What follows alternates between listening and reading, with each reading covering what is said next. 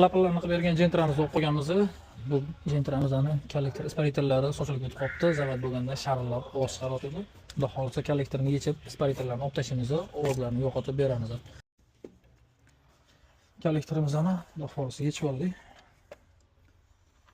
Isparitorlar to'g'risidan mana shu uch-uchlari hammasi erib sirishib boshlagan. Isparitorlar qay ko'rinishda olinadi? Mana bu klapandan yechib olasizlar. Xuddi mana shu ko'rinishda ochasizlar, ichida mana shunaqa sima bor.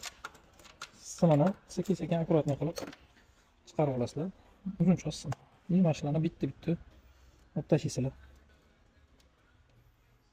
Mana shu ko'rinishda bo'ladi. Mana shu bo'shashib ketib, tirillab ovoz chiqaradi. Masalan, olib tashlaymiz. Xudo xolisa yurishi ancha yaxshilashadi. Gazda ham, benzinda ham.